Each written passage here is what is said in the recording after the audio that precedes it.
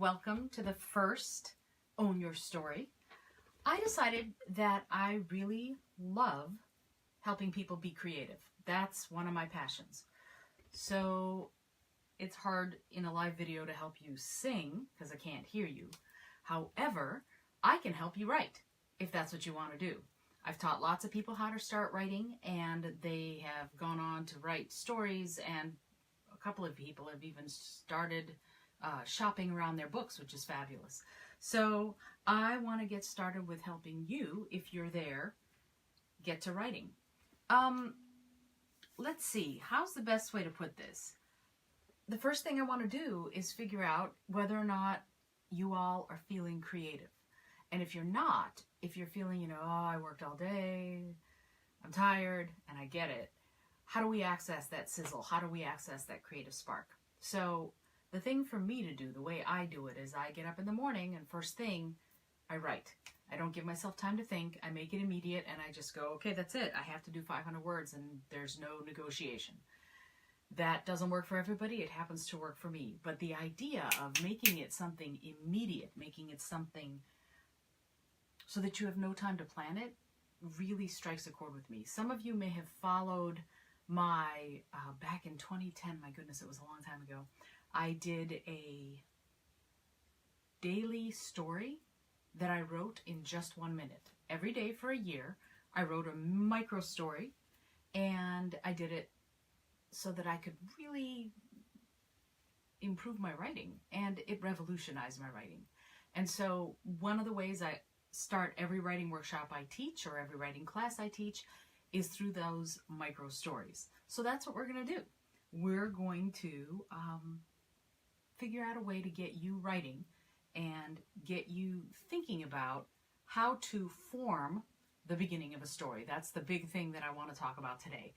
If this is successful, if people are into it, I would love to do this every once in a while and see how far we get. See whether or not people get going with their stories and start writing, and you might even get a book out of it. Who knows? A lot of us want to be writers, and a lot of us think that we can't be for some reason. And so in my mind, I think we all can be. We all have that need for self-expression, and we all have the talent for it in one way or another. So I'm going to ask you to follow me along. So I hope you have pencil and paper, or pen and paper, or laptop, whatever it is you want to do this on. And I want you to do this for me.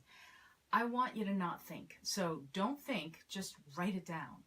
Whatever we start with, just write down what you feel like you want to say. Okay. Believe it or not, I actually have a PowerPoint that's here for me. But if you all want it, I'm happy to post it up afterwards so that you get an idea of what it is I was talking about. So I want to talk about immediate gratification.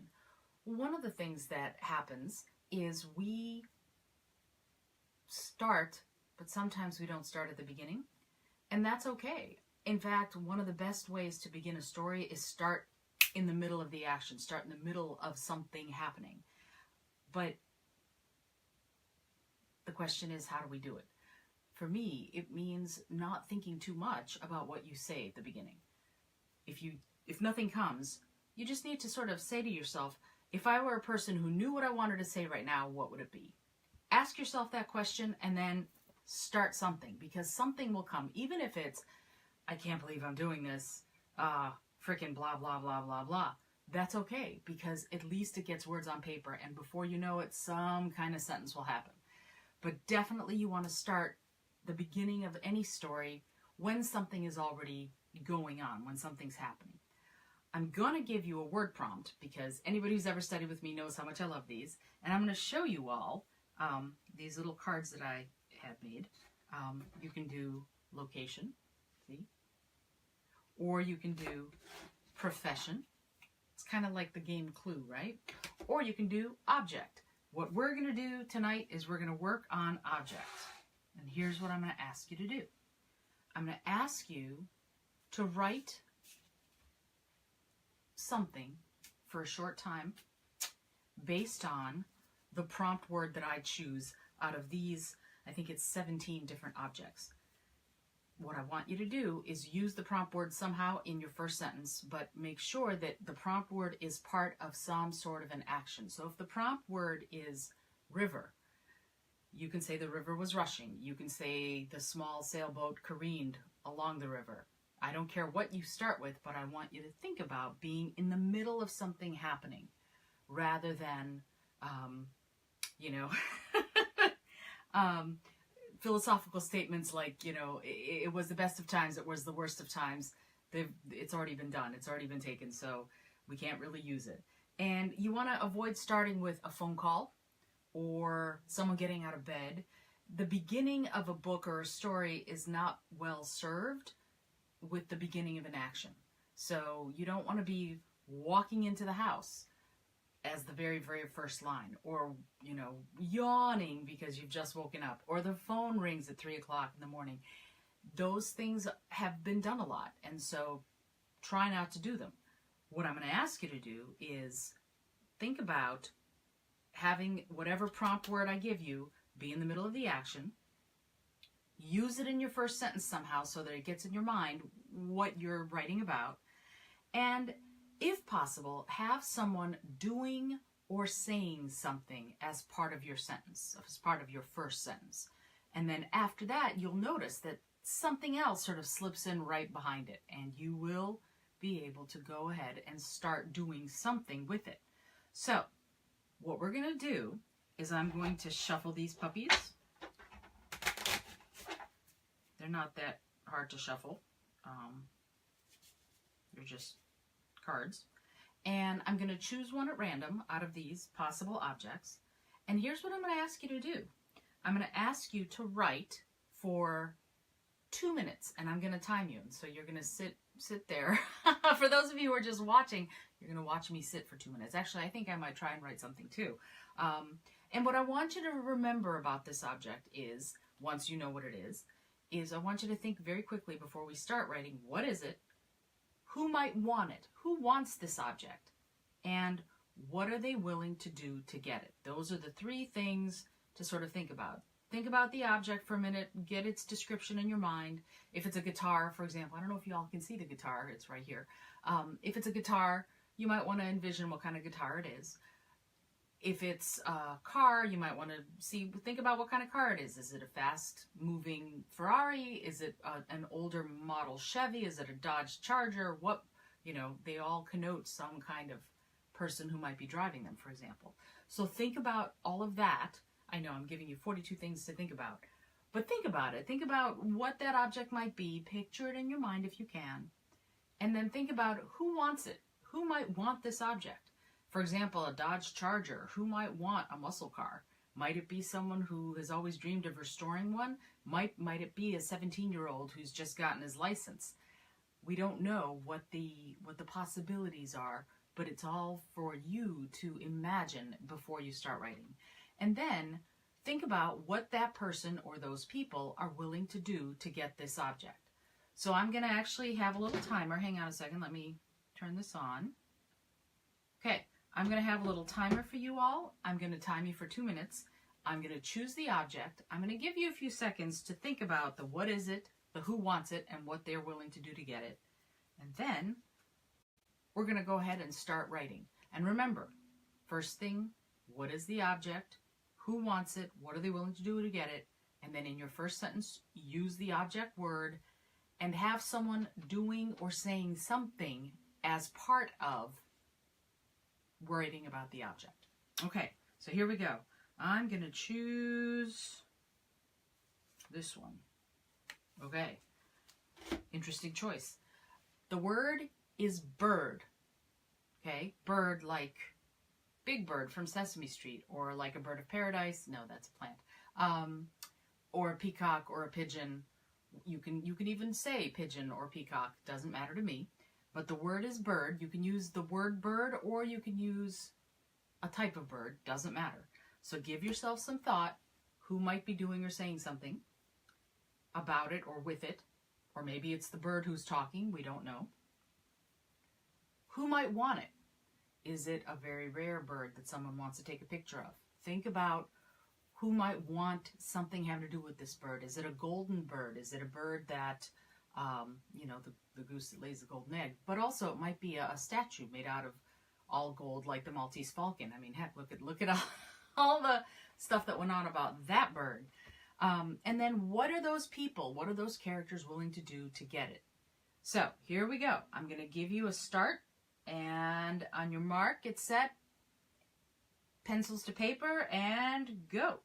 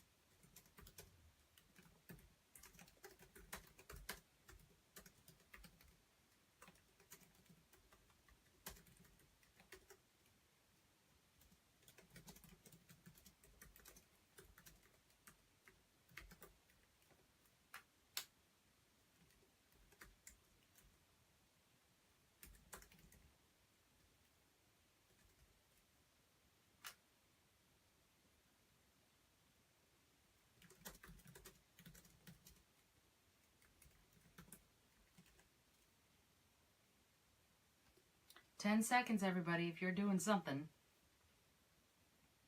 And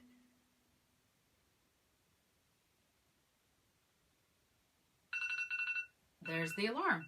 All right. So how did that go for you all? Let's see if it'll stop. There we go. How did that go? Did it feel too long, too short? Most of my writing students go, you only gave us 2 minutes. Sometimes not even that long, I'll be honest. So it can be something that is the beginning, you know, something that you are starting to think about. It can be something that is done now. It can be that microfiction, flash fiction kind of story. As long as you are happy with it, that's great. Let me tell you what I wrote. And frankly, I was a little bit nervous because I'm like, too many things, but here it is. The Maltese Falcon is a stupid movie, Jonah grumbled. Who would do all that over a stupid bird anyway? It could be worse. Maria collapsed onto the couch and propped her feet on the table. They could be making us watch The Big Sleep again. She handed him the popcorn. At least we get popcorn, he sighed. Period. That's what I've got so far in this little story. This tells us something about Jonah and Maria's parents, I think. Okay, so hopefully that was fun for you all. Here's what I would like to do.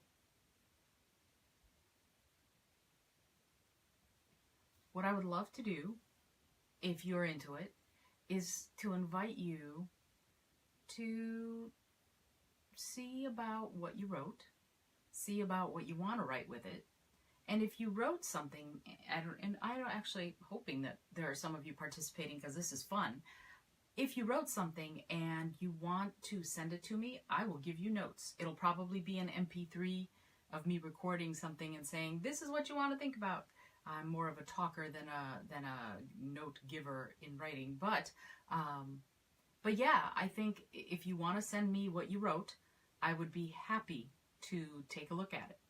So I'm going to try one more, and we're going to do the exact same thing, only this time we're going to choose a different object, and we're going to choose a location. So here's what I want you to do. I want you to think about, with the object and the location, where are your characters? Based on the location, envision it in your mind when you hear it. What could it be? Where could they be? See if you can smell the smells and see the sights, as it were. What are your characters doing if you have any characters? What do they want? Do they want the object? Is the object only part of the story, not the whole point of the story? What's happening as part of it? And what we're trying to do is we're trying to synthesize different ideas and bring them into one whole. That seems to be really important as far as developing the creative writing spark. That idea of hitting upon an idea and seeing where it goes, and then picking things up along the way that inform the juice of the story, if you will. So I'm calling this whole mini workshop thing Own Your Story, because it is all about us. We are the ultimate creators of the universes we create when we write. So as long as we don't contradict our universe, we're good to go, right? So it's your universe. It's your, wherever it is you want to put this, what object and what location we choose. You might put this on Pluto. We don't know. You might put it in another dimension. It doesn't matter. What matters is for you to think it through enough so that you get that sense of tying things in and tying things together so that you can start seeing the narrative, start seeing where this story might go. So again, where are your characters? What are they doing? What do they want? And how does the object relate to the location? Again, we're going to write for 2 minutes, and do not edit. Don't edit a thing. You'll be tempted to go, and I don't know if you did it in the first story, you'll be tempted to go, oh, wait, I need to restate. Don't edit. Just write. 2 different parts of the brain are involved in creating, in writing, and editing. And as soon as the editor starts going dip, dip, dip, dip, dip, you start getting this stopping of the creative flow. It kind of goes meow, because now you're refining. You don't want to refine right now. You can refine later. What you want to do is let it well up and get onto the page. Whether or not you're on the computer or with a piece of paper and a pencil, doesn't matter. I'm going to choose the object. I'm going to choose the location, and we're going to start the same thing. 2 minutes. So we're going to start with an object. I have a kind of hope it won't be the bird again. And the object is a curtain. And the location,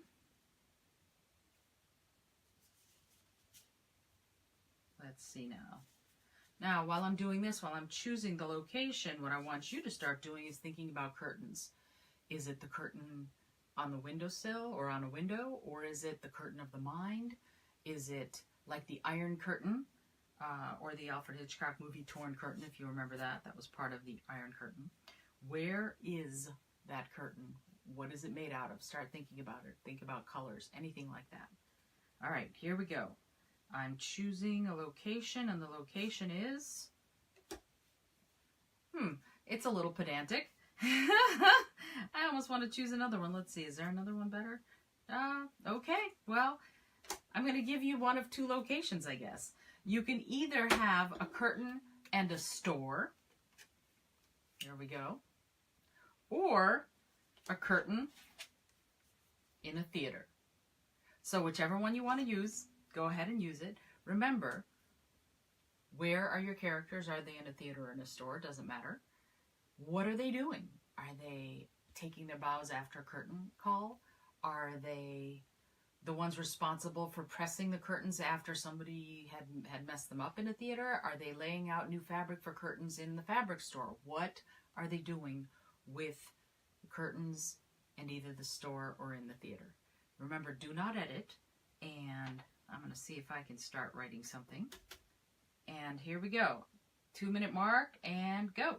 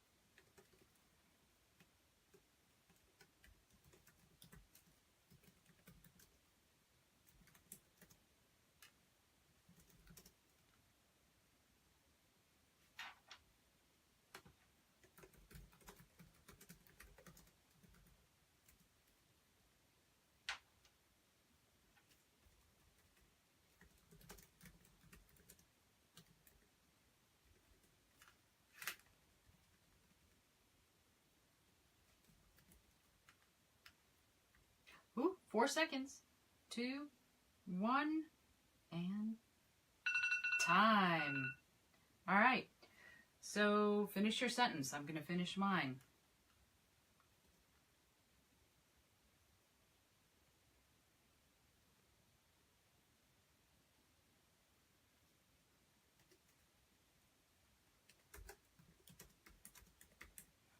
I'm not going to finish it.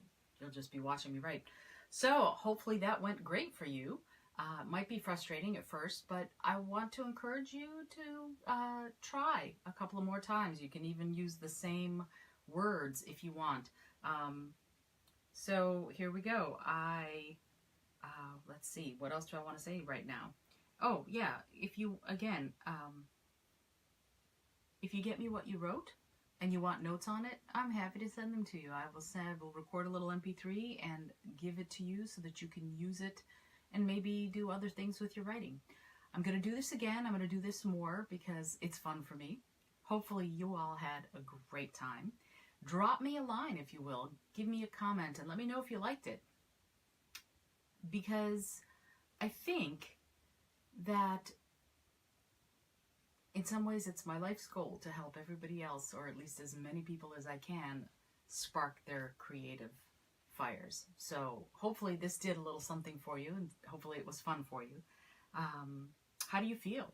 Let me know that too. I'd love to hear from you. Just sort of, did you enjoy it? Was it fun? Would you want to do more?